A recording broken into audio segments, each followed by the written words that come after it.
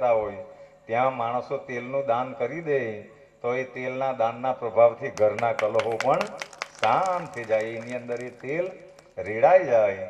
પછી એ તેલથી જોઈએ તો મંદિરોમાં દીવા થાય કે જોઈએ તો પ્રસાદ રંધાય.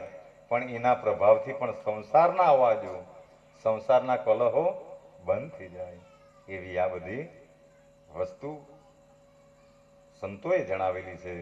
એટલા માટે એ ભજનની કડી અમને બહુ ગમે કે દૂર સે દેખા તો દીપક જલા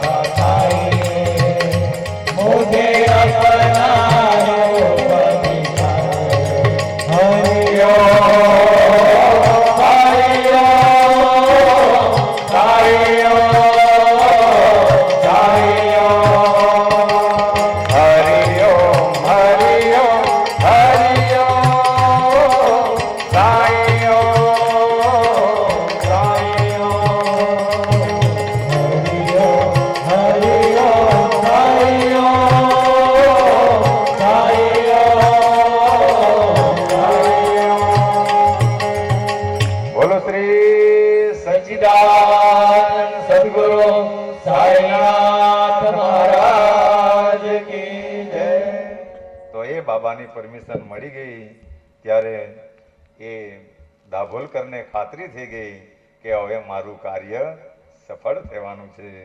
એટલા માટે અને પછી એ દાભોલકર ત્યાં જ બેસેલા, પણ કોઈકને કહેવું હોય તો બીજાને કહેવું પડે. તો એ શ્યામા બાજુ જોઈને સાંઈ બાબા એમ બોલ્યા કે પ્રેમથી જે માણસ મારું નામ લેશે તેના સઘળા મનોરથ હું પૂરા કરીશ અને તેની ભક્તિ વધારીશ. મારી લીલા તથા ચરિત્રનું જે ગાન કરશે તેની સર્વ પ્રકારે ઉન્નતિ થશે. જો બાબાની લીલા, બાબાના ગુણગાન જે માણસો ભાવ અને ભક્તિથી ખાય તેની સર્વ પ્રકારે એટલે કે આધ્યાત્મિક, ભૌતિક, સામાજિક કે આર્થિક બધી જ ઉન્નતિઓ થાય. કારણ કે ભક્તિની અંદર એટલી તાકાત છે. કાલે વિષ્ણુ સહસ્ત્ર નામ માટે એટલા માટે કહેવું પડેલું કે આપણે 5મા દિવસે ચાલુ કથાએ 108 વિષ્ણુ સહસ્ત્રના નામ પણ બધાએ લેવાનું છે. એની પોથીઓ પણ મંગાવેલી છે. તો એ સાંઈ બાબા આને બહુ માન આપતા વિષ્ણુ સહસ્ત્રના નામને, કે માણસો ભલે સમય નહીં હોય પણ એનું એક નામ પણ લેવાશે તો પણ તેનો બેડો પાર થઈ જશે. તો જે મારું નામ સ્મરણ કરશે, મારી લીલાનું ગાન કરશે તેની સર્વ પ્રકારે ઉન્નતિ થશે. પૂર્ણ ભાવથી એ ભજનારા જ્યારે મારી આ કથા સાંભળશે ત્યારે સ્વતઃ જ આનંદ પામશે. જો આ કથા ખાલી સાંભળવા માત્રથી પણ માણસોને અંદરથી આનંદ થાય. જુઓ આજે કદાચ આપણી કથા મંડપની અંદર નીચેથી ગોદડાઓ પણ નહીં પાથરેલા, પણ આ 3 દિવસથી બધા એક શ્રદ્ધાથી નીચે બેસીને કેટલી સરસ રીતે કથાઓ સાંભળે. કોઈને તાપ પણ લાગતો હશે, કોઈને શરીરની પણ વેદના થતી હશે, પણ સંતો એમ કહે કે ભગવાન માટે જે તાપ સહન કરે, ભગવાન માટે જે ઠંડી સહન કરે, ભગવાન માટે કોઈ ગાળ ખાય. જો ભક્તિ કરતા કરતા કોઈ વાર માણસોને ગાળ પણ ખાવી પડે તો એ કોઈ ગાળ ખાય, કોઈ માર ખાય તો તે પણ અતિ ઉત્તમ, તે પણ કલ્યાણ કરનારી. તો તમે બધા ભક્તો માટે આ ભક્તિ માટે સહન કરીને બેઠેલા છે. તો તેણે બીજી વસ્તુ જગ્યાએ બીજી જ પીડાઓ સહન કરવાની આવતી નથી. જે માણસો ભગવાન માટે પીડા સહન કરે તેને સંસારની પીડા સહન કરવાની આવતી નથી. એટલા માટે કોઈક જગ્યાએ ભગવાનનું કામ કરે તે ચાહે માણસો ભગવાન માટે વાળતા હોય, ભગવાનની સેવા કરતા હોય, ભગવાનની રસોઈ બનાવતા હોય, પણ એમાં પણ એ ભક્તોનું હંમેશા કલ્યાણ સમાયેલું હોય. ભગવાનનું મંદિર જે ખાલી વાળે તો એમ કહેવાય કે એમના ચામડીના રોગો કે એ હવે બધી અભદ્ર વસ્તુઓ એના માધ્યમથી નીકળી જતી હોય. અને આ દ્રષ્ટાંતો કહેવા જાય તો આપણને બધાને આ 2 દિવસની અંદર 2 જ અધ્યાય આપણે પૂરા કરી શક્યા. કારણ કે કયા દ્રષ્ટાંતો આપીએ અને કયા નહીં આપીએ. કથા આને માટે કોઈ તૈયારી કરવાની રહેતી નથી. એ તો જ્યારે માણસો આની સાથે તાર જોડે એટલે સ્વતઃ અંદરથી નીકળ્યા જ કરતી હોય. અને કથા કોણ સાંભળે કોણ નહીં સાંભળે, પણ જ્યાં અમૃતની ધારાઓ વહેતી હોય તો ત્યાં બધાની નજરો હોય. તો આવ્યા સાંઈ બાબાની કથા અલૌકિક, અભદ્ર, જેની કોઈ પણ સીમા નથી. એ કારણ કે સાંઈ પરિમિત છે, એ સીમિત નથી. એટલા માટે કહેવાય કે એનું થડ શિરડીમાં છે પણ એના મૂળિયા આખા બ્રહ્માંડમાં પથરાયેલા છે. એટલા માટે એની જે ઉપમા છે કે અનંત કોટી બ્રહ્માંડ નાયક, રાજાધિરાજ, યોગીરાજ અને પરબ્રહ્મ. જેમ આપણે બ્રહ્મા, વિષ્ણુ અને મહેશ એ ત્રણેય એ મોટા દેવ છે, પણ એના કરતાં પણ કોઈ પર હોય તો મારો ને તમારો બધાનો સદગુરુ. તે ચાહે સદગુરુ એક સામાન્ય અવસ્થામાં પણ કેમ નહીં હોય, પણ સદગુરુ એ સદગુરુ જ રહે. આખું બ્રહ્માંડ એમના અંદરમાં હોય. ભલે સામાન્ય સ્થિતિમાં દેખાય એ ફાટેલા કપડા પર આખી જિંદગી એમણે વ્યતીત કરી એ દ્વારકા માઈની અંદર, પણ આખી દુનિયાને એમણે આપ્યું છે. અને એ હંમેશા કહેતા કે અમીરી કરતાં ફકીરી અતિ ઉત્તમ છે.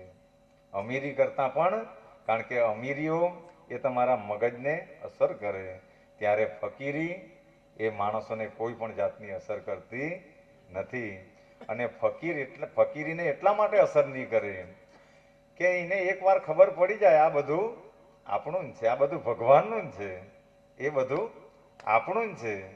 કારણ કે જેમ આ જમીન છે, તો જ્યાં સુધી આ હયાત છે ત્યાં સુધી 7 બાર પર નામ છે.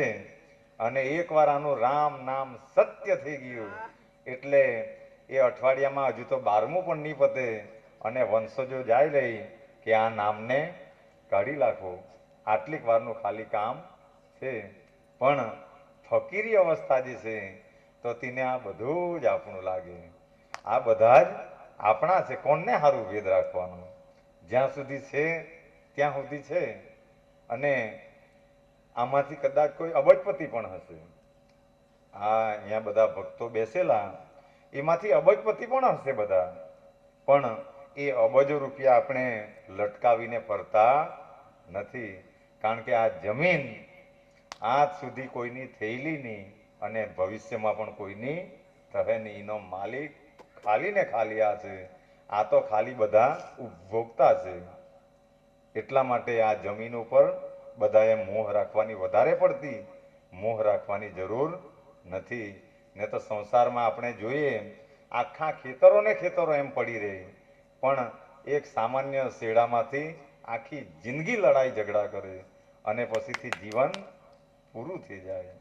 અને પૂરું થઈ જાય અને પછી અહીંથી એક તણખલું પણ લીજવાતું નથી. કારણ કે એનો માલિક જ ભગવાન છે. એટલા માટે આ બધી ઝંઝટોને બાબા છોડવા કહેતા. કારણ કે એના માલિક જ આપણે નથી. આપણે તો આ દેહના પણ માલિક નથી. આ છે તો આજે એની કિંમતો ખરવોમાં છે. પણ આ જે બોલતો એકવાર બંધ થઈ જાય પછી આની કોડીની પણ કિંમત રહેતી નથી. ફોનો આવી જાય અને પહેલાં તો કેવી રીતે મૃત્યુ પામ્યો એ પણ હવે તો નહીં પૂછે. ખાલી ને ખાલી સમય જ પૂછી લે કે ટાઈમ કેટલાનો છે. આટલીક વારનો મોહ છે. એ પણ જાણવાનો પ્રયાસ નહીં કરે કે હું થયેલું હતું, બસ વાત આવી એનું કામ તમામ થઈ ગયું, ટાઈમ કેટલાનો છે વાત પતી જાય. આટલીક વારની આ માયા છે. તો તેને હારું આ અનમોલ જીવનને વેડફવાની જરૂર નથી. કારણ કે આવો સમય સ્વર્ગ આપણે નહીં જોયેલું. સ્વર્ગ તો હવે કદાચ જે ગયા તે પાછા આવ્યા નહીં, એના કોઈ મેસેજો પણ આવ્યા નહીં. એટલે સ્વર્ગ કદાચ આપણે નહીં જોયું. પણ સંતો અને મહંતો એમ કહે કે આપણે ભગવાનના મંદિરમાં બેસીએ, આવી કથાઓમાં બેસીએ, સત્સંગોમાં બેસીએ તો આજ બહુ મોટું સ્વર્ગ છે. કારણ કે અહીંયા આનંદ મળે, કંઈક ને કંઈક બે સારા શબ્દો જાણવાના મળે અને અહીંયા માણસને પરમ શાંતિનો અહેસાસ થાય. એટલે આ જ સ્વર્ગ. બાકી હવે ત્યાં શું સ્વર્ગ હશે તે તો હવે ભગવાન જાણે. પણ ત્યાંની એક ઘટના, જેઓ ઘટનાઓ તો ઘટિત થયા જ કરે. એટલે ચરિત્ર અહીંનું ને અહીંયા રહે. પણ જેને મૂળ કહેવાય, જુઓ રામાયણ કે મહાભારત એ તો બહુ મોટા ગ્રંથો છે. એને જો કદાચ ખાલી મોઢે કરવા જાય તો માણસ ગાંડો થઈ જાય. એને જો ખાલી મોઢે કરવા જઈએ અને એ બધા અંદરના પાત્રો જાણવા જઈએ તો માણસનું મગજ ફાટી જાય. પણ એમાંથી મૂળ તત્વ કે ભાઈ અંદર કોનું નામ મહત્વ છે, તો ભાઈ એક શબ્દ પકડી લો કે રામનું નામ પકડાઈ જાય કે રામનું કામ પકડાઈ જાય તો એક વાત પતી જાય. બાકી એને તમે મગજમાં ઉતારવા જાય તો મગજો વિચલિત થઈ જાય. તો જ્યારે પરલોકની વાત આવી તો અહીંથી એક રસ્તો બીજો પણ ફંટાય. તો બીજી એક કથા સાંભળજો. કારણ કે આ વાત પરલોકની આવી ગઈ. તો પરલોક કોઈ ગયેલા તે તો કદાચ નહીં આવ્યા, પણ એ હિમાચલ પ્રદેશની અંદર મુલુર નામનું ગામ છે. બધા ધ્યાન દઈને સાંભળજો. આ સત્ય ઘટના ચિત્રલેખા, કદાચ જૂના માણસોને ખબર હશે કે પહેલા એક ચિત્રલેખા આવતી, એક સામયિક આવતું. તો એ આજથી 21 કે 22 વર્ષ પહેલા અમારી કંપનીની અંદર એ ચિત્રલેખાની અંદર એક સત્ય ઘટના આવતી. એ મહિનામાં કે એવું કંઈ સામયિક પ્રગટ થતું અને એની અંદર બધા લેખો આવતા, પણ એક ઘટના સત્ય ઘટના આવતી. તો એ મુલુર નામના ગામની એક સત્ય ઘટના બધા ધ્યાન દઈને સાંભળજો. એક વ્યક્તિ આપણે જેવો મૃત્યુ પામ્યો, મોતને શરણ થઈ ગયો. મોતને શરણ થઈ ગયો અને સ્વાભાવિક આપણે જેમ બધાને બોલાવીએ એમ બધાને આમંત્રણ આપે કે ભાઈ આ મૃત્યુ પામ્યો, હવે એની ક્રિયાઓ જે પણ માણસો બધા ભેગા થયા કરે, એમની ક્રિયાઓ કરવાની. પણ આવતા આવતા બધાને 2-3 કલાક કદાચ નીકળી જાય, 2 કલાક તો ઓછામાં ઓછા નીકળી જાય. તો બધા ભેગા થયા કરે. એ પૃથ્વી પરની ઘટના. પણ એક ઘટના બીજી પ્રભુના ધામમાં પણ ઘટી ગઈ. પ્રભુના ધામમાં એક ઘટના ઘટિત થઈ ગઈ. તો ત્યાં ઘટના એ ઘટિત થઈ ગઈ કે એ જીવ જ્યારે ઉપર ગયો તો ત્યારે ત્યાં એક નદી, જેમ આપણી પાર નદી છે કે આવી બધી નદીઓ છે, તો ત્યાં અનેકો આપણે જેમ મેળો ભરાય શિવરાત્રિનો એવો મેળો ભરાઈ રહેલો. અને બધાનો નંબર આવ્યા કરે, બધા લાઈનમાં ઉભા રહેલા. જેનો જેનો નંબર આવે એ નદીને પાર કરે. અને એ જીવે પૂછ્યું કે આ કઈ નદી? તો આપણે એ ગ્રંથોની અંદર કે સત્સંગોમાં સાંભળેલું કે વૈતરણી નદી. આપણને ખબર નથી, પણ એના ઉલ્લેખો પુરાણોમાં છે કે ભાઈ વૈતરણી નદી. તો ત્યાં બધા ભગવાનના ગણો, જેમ કોઈ કંપની ચાલતી હોય અને ત્યાં બધા ભગવાન આપણા બધા નોકરો રહે, ત્યાંના કર્મચારીઓ રહે, તેમ ત્યાં બધા ભગવાનના કર્મચારીઓ, જેનો જેનો નંબર આવે એ વૈતરણી નદી પાર કરવાનો. તો ત્યાં એ ગણો, ભગવાનના ગણો એમ કહે કે ભાઈ તું શું કરીને આવ્યો? પુણ્ય કરીને આવ્યો હશે ને પ્રાર્થના કરે તો કંઈ ને કંઈ વાહન આવશે. એટલે એણે પ્રાર્થના કરી હશે કે મેં પૃથ્વી પર કંઈ સારું કરીને આવ્યો તો કંઈક ને કંઈક વાહન આવશે. એટલે આ ભાઈએ કંઈ સારું કામ કરેલું હશે, એટલે ગાય આવી. એ ગાય આવી અને પછી એ ગણોએ એમ કહ્યું કે બીજા બધાને તો ઉપર બેસાડેલા, પણ આને એમ કહ્યું કે તું પૂછડું પકડી જા, તું ખાલી પૂછડાને પકડતો. એને વળતો પ્રશ્ન કર્યો, હું કામ? કારણ કે તારા થોડા કર્મો ખરાબ છે. જે ગાય પર બેહેલા છે એ તો નસીબવાળા છે, એ લોકોના કર્મો સારા છે, એટલે એને ઉપર બેહાડ્યો. પણ તને પૂછડું પકડીને એટલા માટે બેહાડ્યો કે તને તુએ જેટલી નીચે હેરાનગતિ કરેલી તેટલી આ નદીને પાર કરતા થોડી ઘણી હેરાનગતિ થશે. પણ એ જ્યારે પૂછડું પકડ્યું તો અંદર મગરમચ્છો પણ એને હેરાન કરતા હતો, થોડોક દુઃખી થતો હતો. અને બીજા જે ગાય પર બેહેલા, પણ જેવા જેવા જીના કર્મો તેવા વાહનો. તો એમ કરીને એ નદીને, એ વૈતરણી નદીને પાર કરી ગયો. પણ એ મગરમચ્છોના અંદર દુર્ગંધ, પરુ એવી બધી વસ્તુ હતી અને એ પાર કરી ગયો. પણ પાર કરી એટલા માટે થાકીને લોથપોથ થઈ ગયો. એ થાકી ગયો. જેમ આપણે યાત્રાએ જઈએ કે કંઈ પણ કામ કરીને થાકી જઈએ, તેમ એ થાકી ગયો. થાકી ગયો અને બેસો, પણ પછીથી એને તરસ લાગી. તરસ લાગી તો એનું એક, જેમ આપણે ડિપાર્ટમેન્ટ અલગો છે કે ત્યાં રસોઈવાળા, અહીંયા શણગાર સમિતિવાળા, તેમ ત્યાં પણ પાણીવાળા ભગવાનના ગણો અલગ જ હતા. ત્યાં મોકલાયો કે પાણી પીવાનો તો ત્યાં જા. એ ત્યાં પાણી પીવા માટે ગયો તો ત્યારે એ ભગવાનના ગણોએ કહ્યું કે તને પાણી મળે, પણ તુએ કોઈને પાયલું હોય, તુએ કોઈને ને કોઈને પાણી પાયલું હશે આ મૃત્યુલોકમાં તો તને મળે. તો જ્યારે એનું ખાતું ચેક કરવામાં આવ્યું તો એમ કહેવાય કે એ વટે માર્ગોને એમણે કંઈક આવી જાત્રાઓ તે સમયે ભરાતી હશે કે ગમે ત્યાં, પણ એ વાટે માર્ગોને એમણે પાણી પાયલું. તો એને ત્યાં પાણી મળ્યું. અને પછીથી એમને ભૂખ લાગી હશે તો એણે કહ્યું કે મને હવે ભૂખ લાગી. તો ત્યાં બીજું ડિપાર્ટમેન્ટ એમણે કહ્યું કે ત્યાં જાઓ. એટલે ત્યાં એ ગયો કે મને ભૂખ લાગી, કંઈક ખાવાનું આપો. પણ એ ભગવાનના ગણોએ એમ કહ્યું કે તુએ કોઈને ને કોઈને ખવડાવેલું હશે પૃથ્વી પર તો તને અહીંયા મળે. પણ ત્યાં એ શબ્દો બોલાયેલા એવું અંદર લખેલું કે શબ્દો એ બોલાયેલા કે કર્ણની જેમ જો તું એ સોનું જ આપેલું હશે તો તને નહીં મળે, પણ કોઈકને ને કોઈકને જો ખવડાવેલો હશે તો તને ચોક્કસ મળે. પણ જ્યારે ખાતું તપાઈશું તો એણે બધાને ખવાડેલું, એટલે એને ત્યાં ખાવાનું પણ મળ્યું અને એ ખાઈને તૃપ્ત થયો. પણ પછી ભગવાનના ગણોએ એમ કહ્યું કે ઉપર ભગવાન બેહેલો છે. જો ત્યાં જે દિવ્ય પ્રકાશ દેખાય એ ટેકરી પર ત્યાં ભગવાન શાંતિથી બેસેલા છે. પણ એના ચરણ સુધી જવામાં પણ તારા સારા કાર્યો આડા આવે.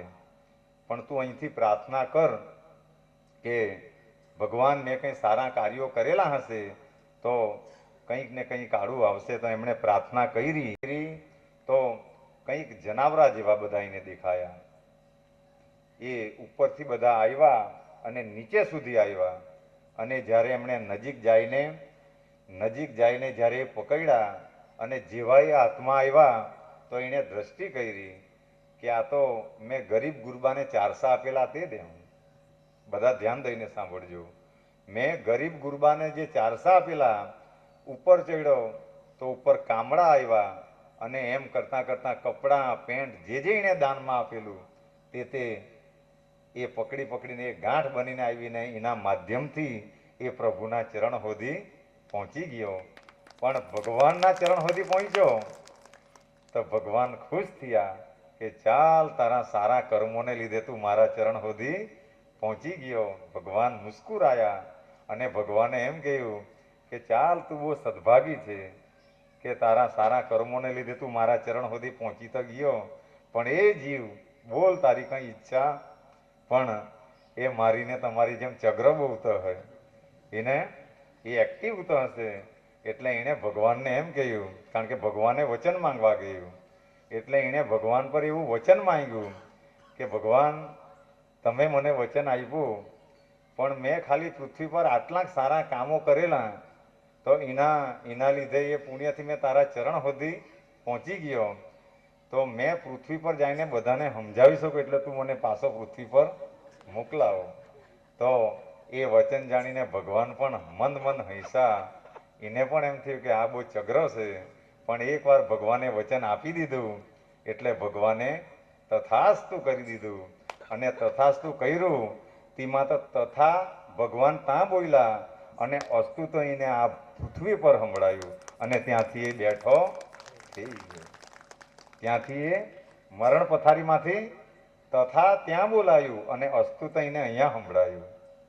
તો ભગવાનની પ્રક્રિયાઓ કેટલી સ્પીડમાં થતી હશે અને તેણે આ વર્ણનને કરેલું, આ સત્ય ઘટના. એટલા માટે સાંઈ બાબા હંમેશા કહેતા કે તમે દુનિયાના કોઈ પણ ખૂણામાં કયા કર્મ કરે એની એક વસ્તુની નોંધ ભગવાન લેતા હોય. એનું ફળ તમને આ લોકમાં તો મળે જ, પણ આ દેહ સોયડા પછી પરલોકમાં પણ એ વસ્તુ આડી આવે. એટલા માટે ડગલે ને પગલે હંમેશા સારા કાર્યો. આ વાત બધાને સમજાવી તો ખરી ને? આ વાત બધાને સમજાવી તો ખરી ને? અમારા જયદીપને સમજાવી. પ્રકાશભાઈ આ મારો એટલો સદમિત્ર છે કે હારો એ હમણાં ખુશ એટલા માટે છે કે આપણો દોસ્તાર કે ઊંચી પાયરી પર બેહે તો આને ખુશી થાય. અને એક દિવસે મેં એમ કહ્યું કે આપણે અહીંયા આટલા ભક્તો બેહેલા છે તો એમાં મેં પણ આવી જામ, પણ જેટલા મેં પણ ફૂલ નહીં ચડાવેલા એટલા આણે ચડાવેલા છે બાબાને. એટલા માટે તો આવી આ બધી પવિત્ર કથાઓ છે. તો મારી લીલા ગાનારને હું અખંડ સંતોષ તથા પારાવાર સુખ દઈશ તેની ખાતરી રાખજે. મને સર્વ સમર્પણ કરનાર ભક્તોને, શ્રદ્ધાથી મને ભજનાર સજ્જનોને તથા સદા પ્રેમથી મારું ધ્યાન ધરનાર જનોને અવશ્ય મુક્તિ આપવાનું મારું વચન છે. જો કેટલી સાદી ભાષામાં, કેટલી સરળ ભાષામાં બાબાએ આ વચનો ઉચ્ચારેલા કે મુક્તિ આપવા સુધીની વાત આવી ગયેલી, પછી બીજું તો જીવનમાં શું આવે? જ્યારે માણસો મુક્તિના માર્ગે આવો પંથ પકડે, સદગુરુનો રસ્તો પકડે અને એક સદગુરુ સહજ રીતે એમની ભક્તિ કરવાથી જો મુક્તિ મળી જતી હોય તો આ સંસારના બીજા કાર્યો ગૌણ થઈ જાય. તો મુક્તિ આપવાનું મારું વચન છે. જેવો મારું નામ જપે છે, મારી પૂજા કરે છે, મારું ચરિત્ર તથા મારી કથાનું ચિંતન કરે છે અને સદા મને જ સ્મરે છે, તેમનામાં સંસારી ભાવ જ કેમ રહેવા પામે? જો જ્યારે ભગવાનની કંઈક કરણીની વાત આવે તો આપણે બધા બહાના કાઢીએ કે મારે આ કામ હતું, મારે તે કામ હતું. બધી વસ્તુના બહાના માણસો કાઢે. કોઈ માણસ ભગવાનના મંદિરનો વારો હોય, આ બધી જગ્યાએ થાય. હા, બધી જ જગ્યાએ થાય. મહિનામાં એકવાર વારો આવે અને તેમાં પણ બહાનાખોરો બહાના કાઢે કે મારા કુટુંબમાં ડિલિવરી થઈ એટલે હવા મહિના સુધી મને વેકેશન, એક વેકેશન એમ, એટલે ત્યાં સુધી આનંદ પામે. પણ જો એમાં કંઈક દુઃખ આવ્યું ને વિપત્તિ આવી ત્યારે એને મેલવણ પણ લાગતું. એ મારી ને તમારી અવસ્થાઓ, આ દિલની અવસ્થાઓ જો સમજાઈ જાય તો. પણ ભગવાનનું કરવાનું આવે એટલે બધાને તકલીફ થાય. અને એમ હજારો ને લાખો રૂપિયાઓ ઉડાડે, પણ ભગવાનનું જ્યારે કરવાનું આવે તે કોઈને પણ પસંદમાં આવતું નથી. પણ ખાલી એક વિચાર કરો, મનન કરો, ચિંતન કરો કે જ્યારે પરિસ્થિતિઓ તમારી ખરાબ થઈ જાય, પોતાનો સ્વજન કોઈક જગ્યાએ બચે નહીં એ પરિસ્થિતિ હોય, ત્યારે તમને દુનિયા યાદ આવતી નથી. ત્યારે કેમ ભગવાન યાદ આવી જાય? હું કામ? કારણ કે બધાને અંદરથી ખબર છે કે આના સિવાય મારો આ દુનિયામાં કોઈ બેલી નથી. ત્યારે આ સંસારીઓ પાસે કે કરોડપતિઓ પાસે માણસો જતા નથી. હું કામ? કારણ કે તેને ખબર છે આ સમર્થ નથી. આ ભલે એને પર અબજ રૂપિયા છે, પણ તેની માનતાથી તે હારો થવાનો નથી. પણ ભગવાન પાસે જાય અને આર્ત ભાવે પ્રાર્થના કરે, ગમે એટલા પાપ પણ કરેલા હોય, પણ એક સદગુરુ અને ભગવાન એટલા દયાળુ છે કે એ કૃપા કરીને પણ તેના દુઃખને દૂર કરી દે. પણ સાંઈ બાબા કહેતા કે હે હાય રે માનવ, આખી જિંદગી તો આ દ્વારકામાઈમાંથી માયાને માંગી લઈ ગયો, પણ ખરેખરી વસ્તુ તો દ્વારકા માઈમાં જ પડી રહી. માણસ એકવાર સારો થઈ જાય અને પછીથી ભગવાનને પાછો ભૂલી જાય અને પાછો નહીં કરવાના પાપો પાછો કરતો થઈ જાય. આ સંસારીઓની વિતમણા. તો આપણે બાબાને પ્રાર્થના કરીએ કે હે બાબા, અમે તો બધા અબૂધ જીવો છે અને તમારી લીલા કે તમારી કરણીઓ એ તો અગાધ છે, પણ અમે જો તમારું ચરણ પકડી રાખવું તો આ સંસારમાં અમે ડૂબવાના નથી. કારણ કે તમારા પર અમને પૂરો, અમે તારી નાવડીમાં બેહેલા છે. એટલે ગમે એવા ચટ્ટાનો વચ્ચે કે ગમે તે રીતે અમે પાર થઈ જવાના છે, એમાં તો કોઈ સંશય નથી. પણ જેમ એક માસ્તરને બધા છોકરા ઉપર કોઈ ભેદ હોતો નથી. એના માટે બધા છોકરા હરખા. પણ છોકરાઓ એ જવાબને ખોટો લખે તો એમાં માસ્તર પણ કંઈ કરી શકતો, કારણ કે જવાબ ખોટા લખેલા એટલે એને માર્ક કાપી જ લેવું પડે. એમ ભગવાન કોઈ પર ભેદ રાખતા નથી, પણ માણસોએ કર્મો ખોટા કરેલા તો એમાં ભગવાન પોતે પણ કંઈ કરતા નથી. કારણ કે જીવોને જો મુક્ત કરવા હશે તો એ ભગવાન ભોગવી જ લેવાડે અને પછી તેને મુક્ત કરે. કારણ કે ભગવાનની કથાઓ, આ સાંઈ બાબાની કથાઓ દીવા દાંડી જેવી છે. જેમ સમુદ્રમાં આવેલો ખડક, મોટો ખડક હોય તો એ વાણ કીધે અથડાઈને ભાંગીને ભૂક્કા નહીં થઈ જાય. વાણ અથડાઈને ભાંગીને ભૂક્કા થઈ જાય એના માટે પહેલા દીવા દાંડી બાંધતા. એના પરથી ખ્યાલ આવતો કે અહીંયા કોઈ મોટો ખડક, તો એ રસ્તો બદલી કાઢતા. તો એવી સાંઈ બાબાની કથા છે કે સાંઈ બાબાએ એક એક રસ્તા એવા બતાવેલા છે કે એના રસ્તા એકદમ સહેલા એમને બતાવેલા. એમની કથા દીવા દાંડી જેવી છે. આ સંસાર સાગરમાં સાંઈ બાબાની કથા આવી દીવા દાંડીનો જ હેતુ સારે છે. આ કથા અમૃતથી પણ મીઠી છે. જો કેટલી સરસ વાતો લખેલી છે. આ જે કથા ચાલ્યા કરે એ અમૃતથી પણ મીઠી છે. જો એ વડે સંસારના માર્ગ સહેલા અને સરળ બની જાય. સંતોની કથા જ આશીર્વાદાત્મક હોય છે. જ્યારે એ કથા કાન દ્વારા અંતરમાં પ્રવેશે છે ત્યારે પહેલાં તો અહમ, જો મારીને તમારી વચ્ચે અહમ આવે જ, કોઈને પણ આ દુનિયાની અંદર કોઈને અહમ નહીં હોય એવો બની જ નહીં શકે. કાલે એ રૂકમિણીનું દ્રષ્ટાંત બધાને એટલા માટે કે આપવા પડેલું કે ભગવાન હાથે રહેલી તો પણ એ ભગવાનને અહમને લીધે નહીં સમજી શકેલી. તો આપણે તો રોજ ઉઠીને માયામાં નાચવા વાળા, એટલે આપણી અંદર છે એમાં કોઈ અને છે એને સ્વીકારી લેવાનું. જેમ અમે આ આસન પર બેસીને બધું જ સ્વીકાર્યું કે સમયે ખાતા પણ હતા, પીતા પણ હતા, દરેક જાતના ની પાપો કરેલા તે પણ કરેલા, તો એમાં હું કરેલા તે કરેલા. પણ તમે જેટલું હંતાડે એટલું અંદર હાનિ કરે. જે પણ ની કરવાના કામો કરેલા, પણ એ બધાએ કરેલા તેનો વાંધો નથી. જો કોઈ વાર માણસ આવું વિચારે કે મેં ગમે એટલા પ્રયાસ કરું પણ મારો મેર નહીં પડે, એ વાત ભૂલ ભરેલી છે. જો તમે ખાલી ને ખાલી સદગુરુના ચરણ પકડે તો પણ આ વસ્તુઓ સહજ રીતે તમારી અંદર ઉતરશે અને એ આનંદ આપે. તો બધાને ઊંઘ આવવા લાગી છે, તો પહેલા એકવાર આપણે એક ધૂન ગાઈ લઈએ, બધા ભાવ અને શ્રદ્ધાથી ગાયો. ઓમ સાઈ નમો નમઃ, શ્રી સાઈ નમો નમઃ, જય જય સાઈ નમો નમઃ, સદગુરુ સાઈ નમો નમઃ. સાઈ નમો નમઃ, શ્રી સાઈ નમો નમઃ, જય જય સાઈ નમો નમઃ, સદગુરુ સાઈ નમો નમઃ. ઓમ સાઈ નમો નમઃ, શ્રી સાઈ નમો નમઃ, જય જય સાઈ નમો નમઃ, સદગુરુ સાઈ નમો નમઃ. ઓમ સાઈ નમો નમઃ, શ્રી સાઈ નમો નમઃ, જય જય સાઈ નમો નમઃ, સદગુરુ સાઈ નમો નમઃ.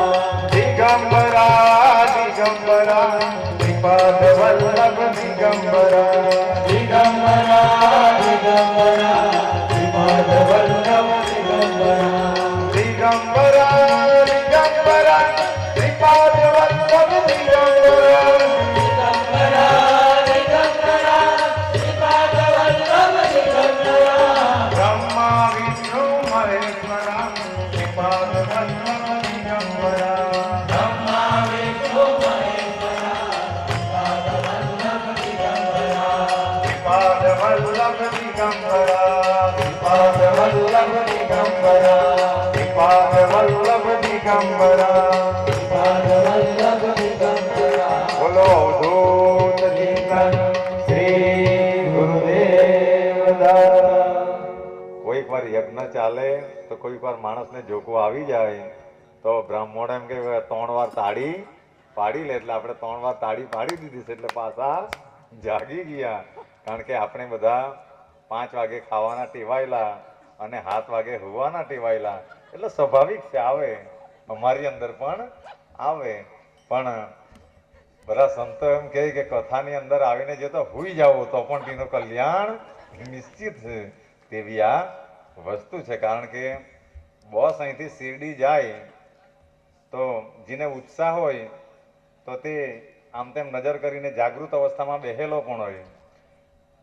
કોઈને વળી ભૂખ નહીં ખમાય એટલે ચાલે બસે જ આના પર પણ લાગેલો હોય, કારણ કે તેને ભૂખ નહીં ખમાય.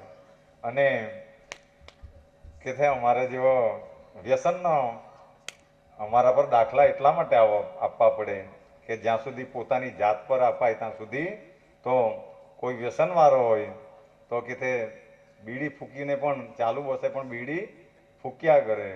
અને કોઈ અમારે જેવો આળસુ હોય પેલી સીટ પર બેસીને હુયા પણ કરે, પણ હુતા હુતા હોય શિરડી સુધી પહોંચી જાય. એવી રીતે ભગવાનના મંડપમાં આવીને માણસો હુયા પણ કરે તો પણ એ બસમાં બેસી જાય તો ભગવાન સુધી પહોંચી જાય. એમાં કઈ મોટી બાબત છે, વૃત્તિ પણ મીઠી છે. તો જાગૃત થઈને, કારણ કે આપણી 40-50 વર્ષની ઉંમર થઈ હશે પણ એમાં 25 વર્ષ તો આપણે ઊંઘી કાઢ્યા.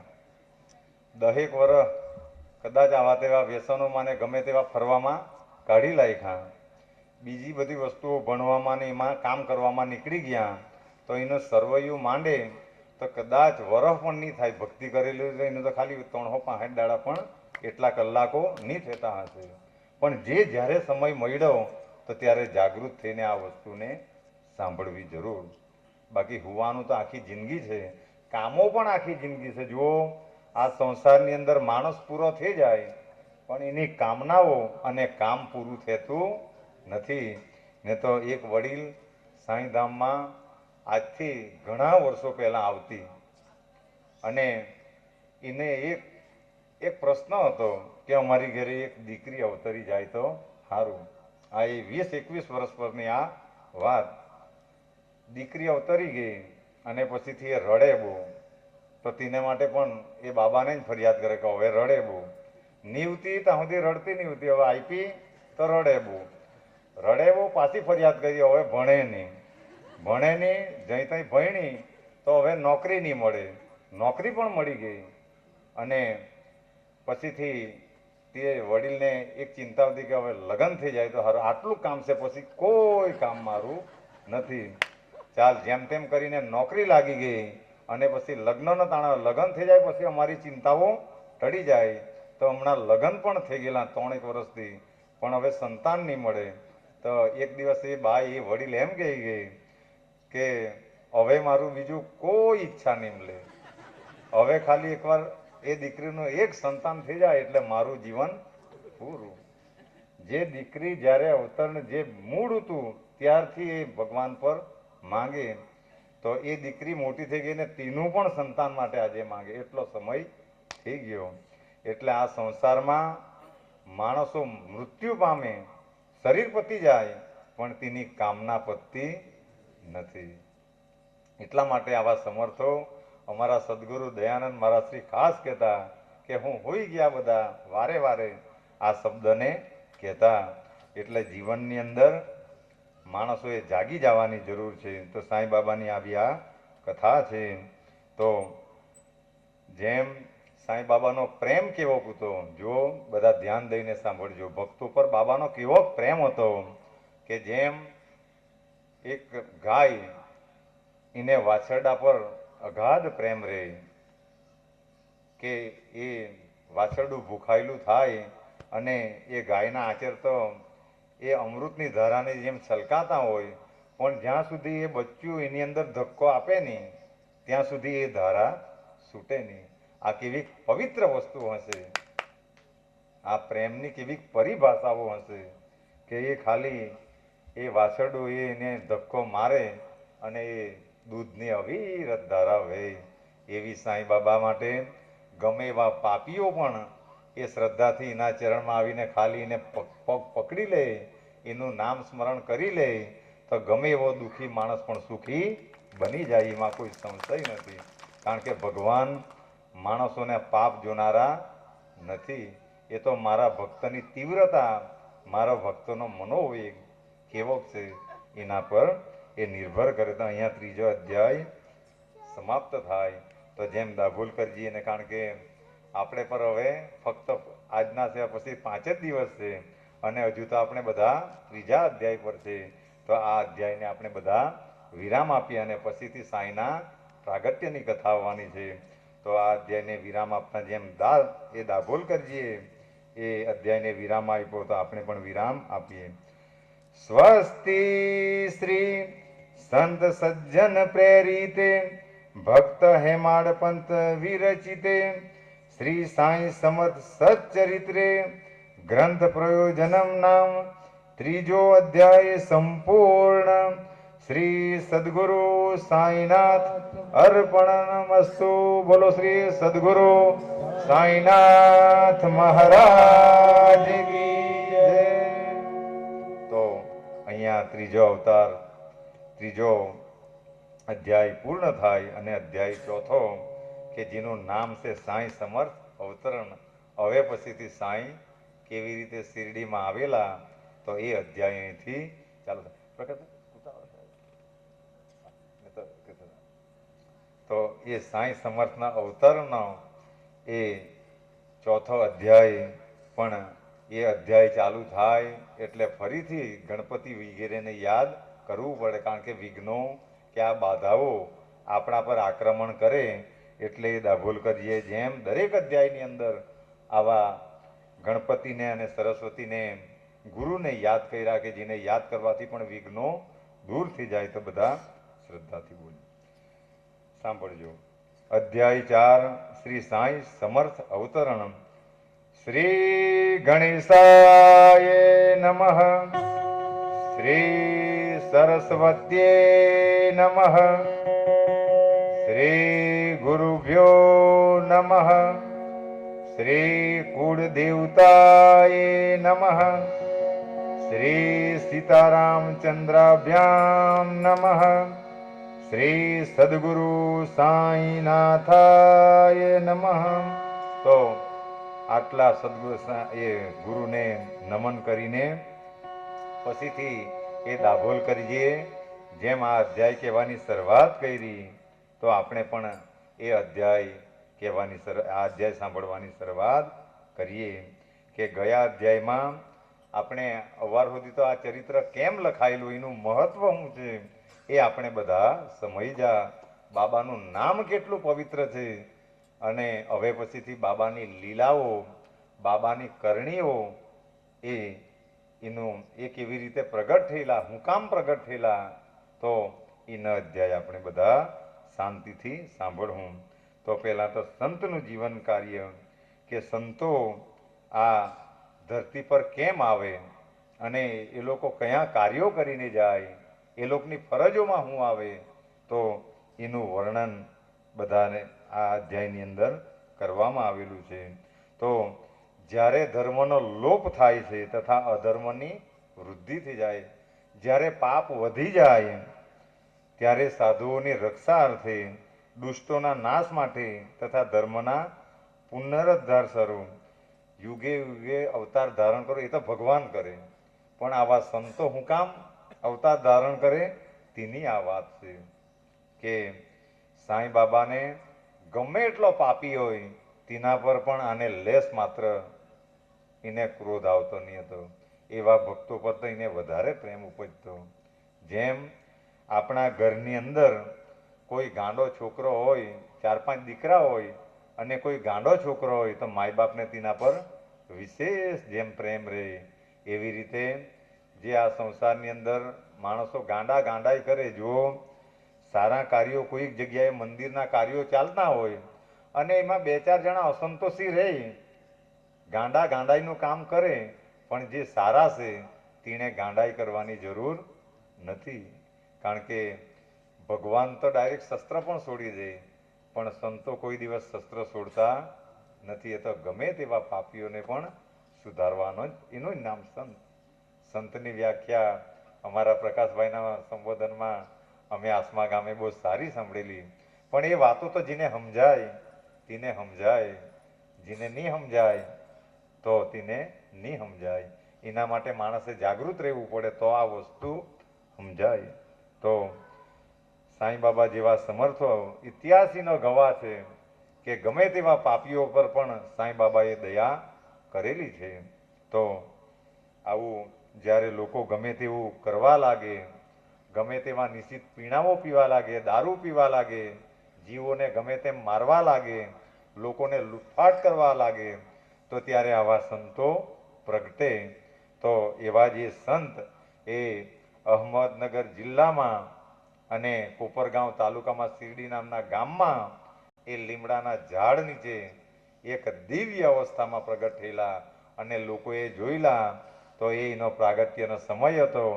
તો સાંઈ બાબા પ્રગટે તો એકવાર આપણે પણ સાંઈ બાબાની જય બોલાવીએ.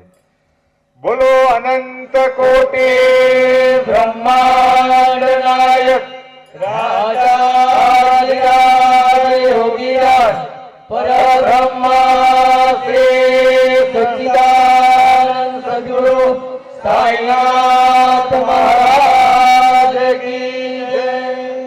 તો એ સાંઈ બાબા જ્યારે એ અહમદનગર જિલ્લાના કોપરગાંવ તાલુકાના શિરડી ગામમાં એ પવિત્ર લીમડાના ઝાડ નીચે એ જ્યારે પ્રગટેલા હતા, એક દિવ્ય અવસ્થામાં એ બેસેલા હતા.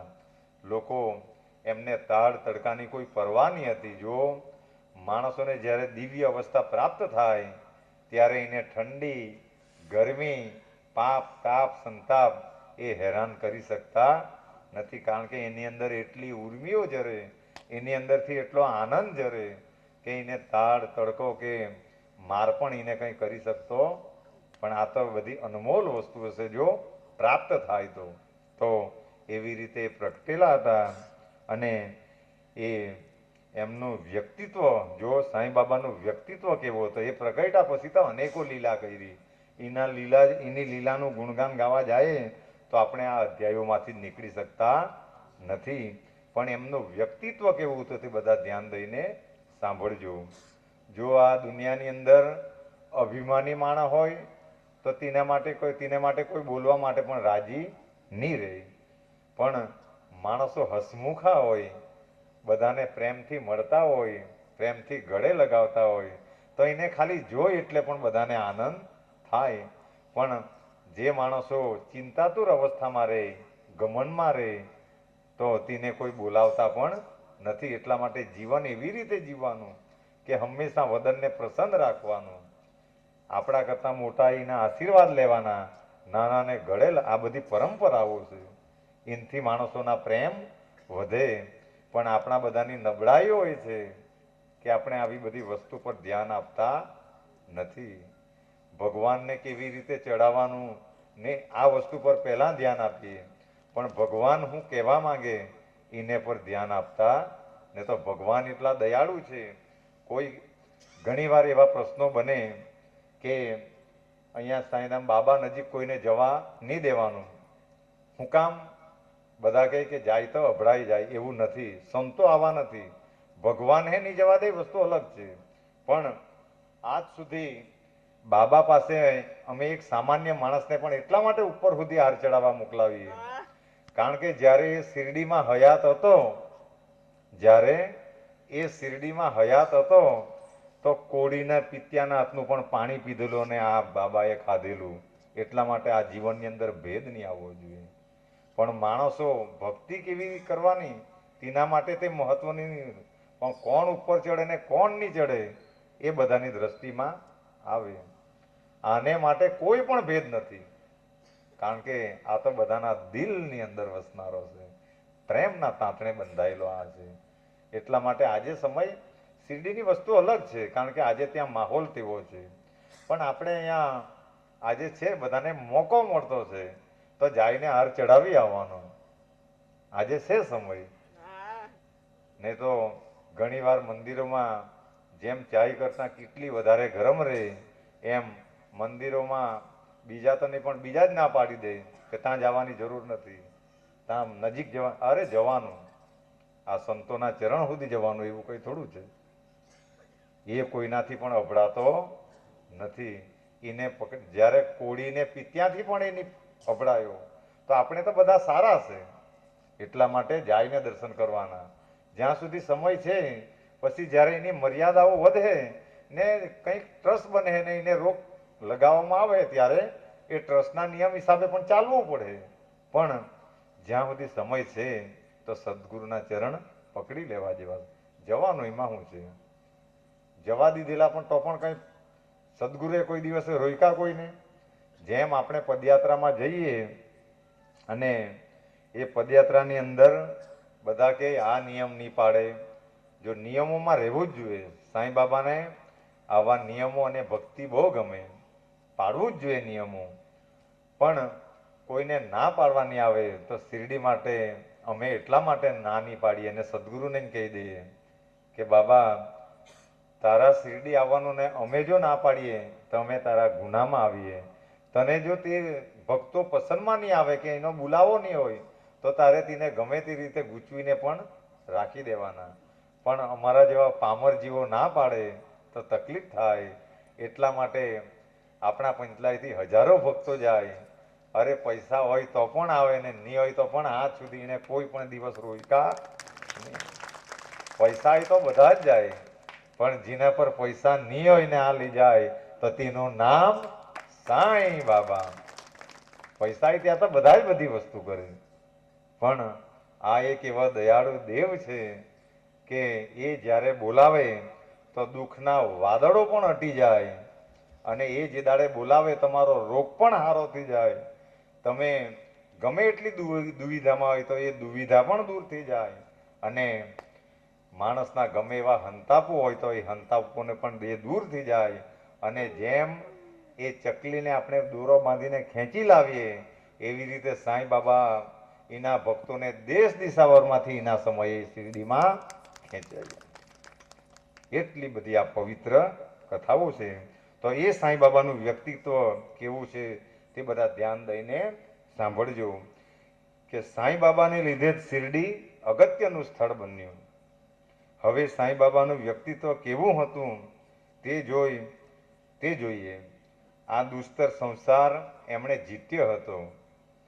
માનસિક શાંતિ તેમનું આભૂષણ હતું. જો કેટલી વાતો સરસ છે યાર. માનસિક શાંતિ, તમારું એકવાર મન શાંત થઈ જાય પછી દુનિયા હડગ્યા પણ કરે તો પણ તમને તેનો ડર રહેતો નથી. જેમ જનક રાજા એકવાર યજ્ઞની અંદર બેસેલા હતા અને કોઈક જગ્યાએ આગ લાગી, એમની કોઈ ગોડાઉનમાં કે જ્યાં પણ આગ લાગી હશે. જો શાસ્ત્રનું જ્ઞાન આપણને નથી, સાંઈ બાબાના પૂરા ચરિત્રનું અમને જ્ઞાન છે. જ્ઞાન છે એ પણ એક અહંકાર છે, પણ કંઈ જ્ઞાન નથી. પણ એ સાંઈ બાબા વિશે જે કંઈ થોડું ઘણું જાણીએ, પણ એક દ્રષ્ટાંતની જ્યાં વાત આવે તો જે કથાઓની અંદર સાંભળેલું તે બધાને પીરસવું પડે. તો એ જનક રાજા જ્યારે કોઈક યજ્ઞની અંદર બેસેલા હતા અને કોઈક જગ્યાએ આગ લાગી તો એમના દરબારને આવીને કહ્યું કે હે જનક રાજા, આગ લાગી ગઈ છે, ચાલો ને તો બધું બળીને ભસ્મીભૂત થઈ જશે. તો ત્યારે એ જનક રાજાએ એમ કહ્યું કે થવા દે, એમ બી આ એક ને એક દિવસે ભસ્મીભૂત થવાનું જ છે, પણ તેને લીધે ભગવાનની પૂજામાંથી ઉઠવાની જરૂર નથી.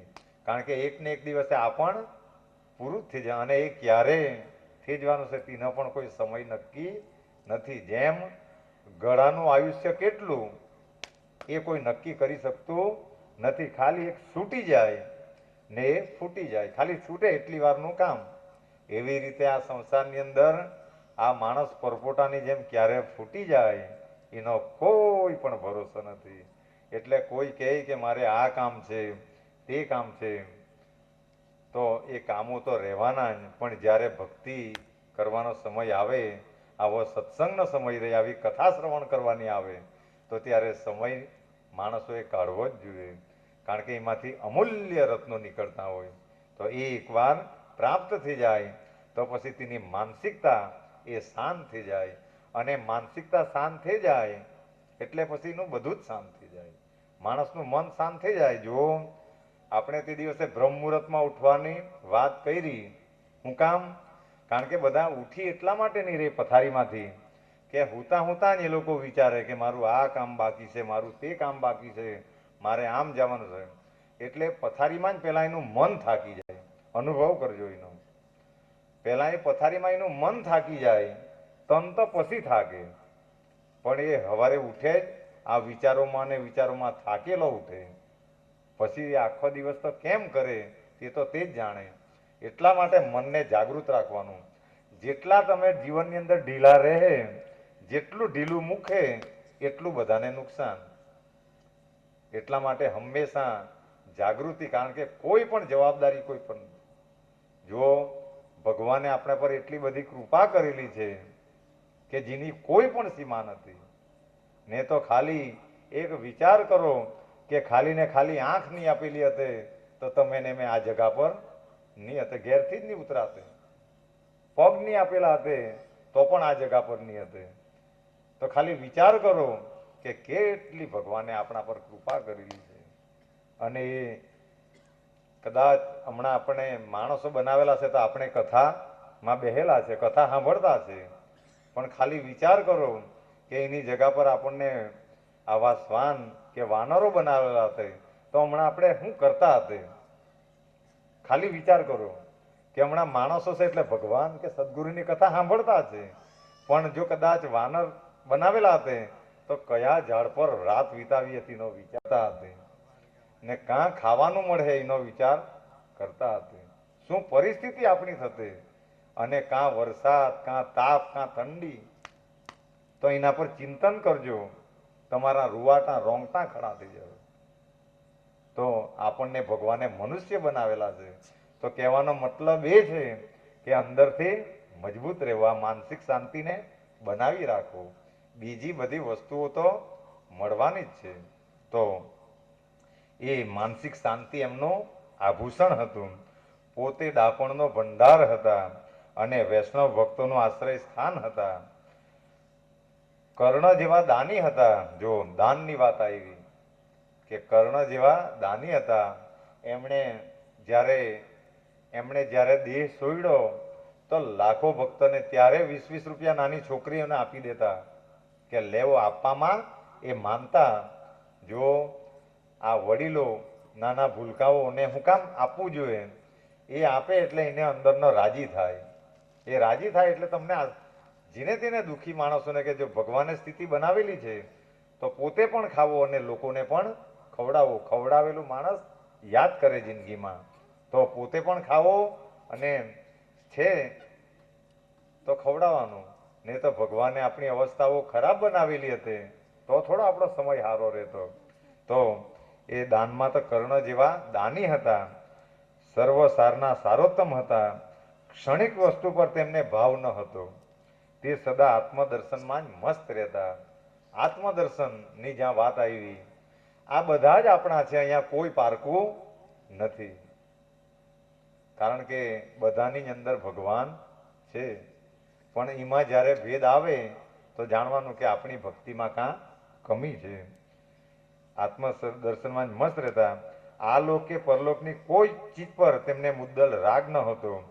તેમનું અંતર અરીસા જેવું ચોખ્ખું હતું. જો સાંઈ બાબાએ આ દાભોલકરને પરમિશન આપી, પણ આપી તેની સાથે શું કહ્યું કે તારી અંદર અહમનો એક સાંટો પણ નહીં રહે ત્યારે જ મેં તારા દેહમાં પ્રવેશ કરા. કેટલી ઊંચી વસ્તુ છે. તો આપણે જો કદાચ હમણાં આંગળી ઊંચી કરવા ગઈ તો મારી બી ઊંચી નહીં થાય. શું કામ? કારણ કે આપણી અંદર પણ અહંકાર ભરેલો રહે. એટલે પણ એ અહંકાર જ્યારે નીકળી જાય, જેમ એક બાળક માય પાસે થાળી લઈને જાય, પણ એ જે થાળી જો ખરડાયેલી રહે તો માતા પણ ભોજન પીરસતી નથી. માય એમ કે જરાક થાળી હરખી સાફ કરીને આવ. કારણ કે તેમાં ખરડાયેલામાં જો ભોજન પીરસવા જાય તો એ ભોજન પણ બગડી જાય. એનો કંઈ અર્થ રહે નહીં. એટલા માટે બાબાનું અંતર અરીસા જેવું ચોખ્ખું હતું. તેમની વાણી સદા અમૃતના ધારા જેવી મીઠી હતી. વાણીઓને પવિત્ર રાખવા જેવી છે. પણ આ વાણીઓથી આપણે નહીં બોલવાના વેણો બોલીએ, ગમે તેવા શબ્દો બોલીએ તો એક ને એક દિવસે પછી ભગવાન એમ જાણે કે આની વાણી બહુ પાપ કરતી છે, એટલે પછી એ વાણીમાં સજા કરે. જો આ દુનિયાની અંદર આપણે જ્યાં પણ જોઈએ તો ત્યાં કોઈને ના કોઈના અંગ પર અસર થયેલી, પણ તે અંગે તે જ અંગે પાપ કરેલા. કોઈએ કોઈને હાથથી બહુ મારેલા હોય તો ભગવાન આખા શરીરને સજા આપતા નથી, તે જ અંગને આપે. કોઈ માણસ આ ચશ્મા હું કામ લાગી જાય કે આ આંખે પણ બધા પાપ કરેલા, એટલે એ ઝાંખી થઈ ગઈ ને આ લગાવવા પડ્યું. એ બધાની જ વાતો. કોઈ માણસના પગ કપાઈ જાય, કોઈ માણસના હાથ કપાઈ જાય, કોઈ તો આ જન્મે નહીં કરેલા હોય તો આગલા જન્મના પણ કંઈ ને કંઈ પુણ્યો. જેમ કાલે આપણે કથામાં એ બાઈની કથા જોઈ કે આગલા જન્મમાં એને હું પાપ કરેલા, તો આપણા આગલા જન્મમાં આવા કંઈક ને કંઈક પાપો રહે. એમાં પછી આપણે બધા જ આવી જઈએ. કારણ કે આ વ્યાસપીઠ પરથી જૂઠું નહીં બોલાય. જે અંગ પાપ કરે તે અંગને ભગવાન ખાલી સજા આપે. કોઈ વાણી દ્વારા કરે, કોઈ તન દ્વારા કરે અને કોઈ મન દ્વારા પણ કરે. જો આ વાત ખાસ સાંભળવા જેવી છે કે કોઈ મનથી પાપ કરે તો તેનો બીજો અંગ સળગતો નથી, મનથી ગુંગળાય. પછી તેને ભગવાન એવી સજા આપે, એવી પીડા આપે તો તે ખાલી મનથી જ ગુંગળાય. કારણ કે તેને મનથી પાપ કરેલા. એટલે મનથી પણ કોઈએ મનથી કહેવા